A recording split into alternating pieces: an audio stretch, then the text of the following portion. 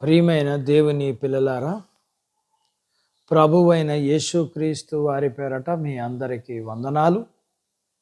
ప్రభు పేరట మీ అందరికీ శుభములు, దీవెనలు కలుగునుగాక. ఈ ఉదయకాలం పరిశుద్ధ గ్రంథము నుండి దేవుని వాక్యాన్ని చదువుకుందాం. ఇర్మియా గ్రంథము 17వ అధ్యాయము 10వ వచనాన్ని చదువుకుందాం. ఒకరి ప్రవర్తన బట్టి వారి క్రియలు ఫలము చొప్పున ప్రతీకారము చేయుటకు యెహోవా అను నేను హృదయము పరిశోధించువాడను, అంతరింద్రియములను పరీక్షించువాడను. దేవుడు తన మాటలు మన కొరకు దీవించునుగాక. ఆమెన్. ప్రియమైన దేవుని పిల్లలారా, మనం ఆలోచించే విధానంలో మన క్రియలు పుట్టుకొస్తాయి. ఏదైనా తోటలో ఆదాము అవ్వలు మంచి చెడు తెలివినిచ్చు చెట్టు ఫలములు తిన్న తర్వాత దేవుడు ఇదిగో మంచి చెడ్డలను ఎరుగునట్లు ఆదాము మనలో ఒకని వంటి వాడాయను.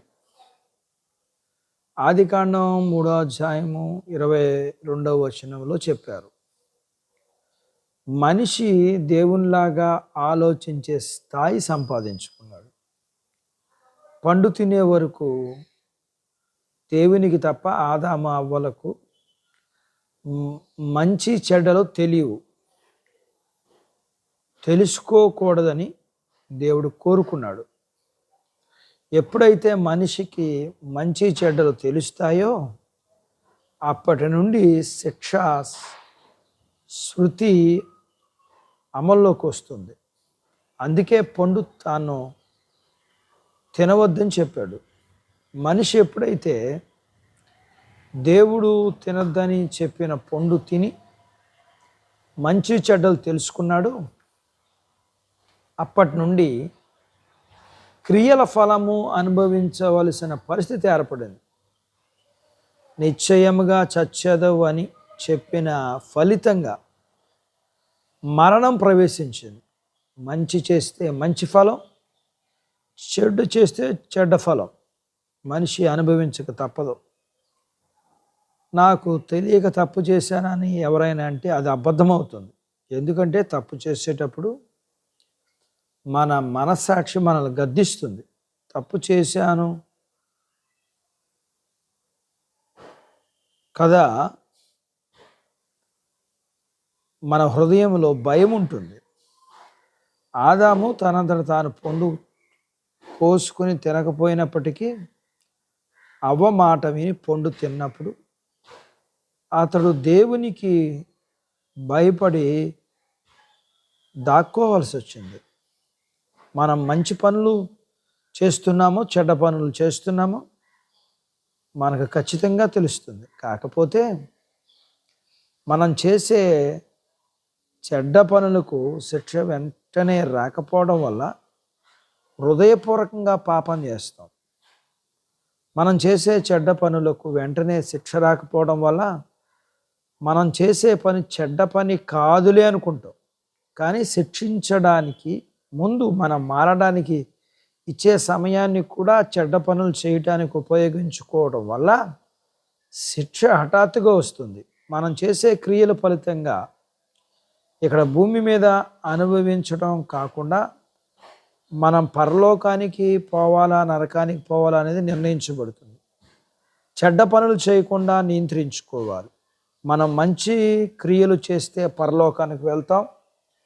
పాపం చేయక వాక్యానుసారం నడుస్తూ మంచి క్రియలు చేద్దాం. అట్టి బాధ్యత దేవుడు మనకు దయచేయునుగాక. ఆమెన్. దేవుడు తన మాటలు మన కొరకు దీవించునుగాక. ఆమెన్. ప్రార్థించుకుందాం. నాతో పాటు ఏకీభవించండి. మమ్మల్ని మిక్కిలిగా ప్రేమించిన మా ప్రియ పరలోకపు తండ్రి, మీ పరిశుద్ధ నామమును బట్టి మీకు వందనాలు. ఈ ఉదయకాలం మీ పాదాల దగ్గర మీ లేఖనాన్ని మేము నేర్చుకోవడానికి సహాయం చేస్తున్నారు.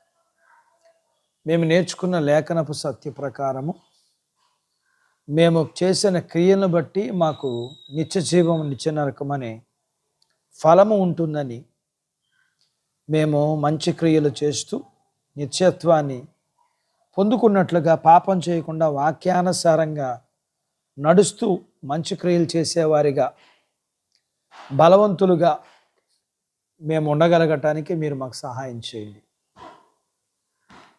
మీ పిల్లల్ని మీరు దీవించండి. చిన్న బిడ్డలను, యవనస్తులను, వృద్ధులను, స్త్రీలను, పురుషులను దీవించండి. వారి చదువుల్లో, ఆరోగ్యాల్లో, ఉద్యోగాల్లో,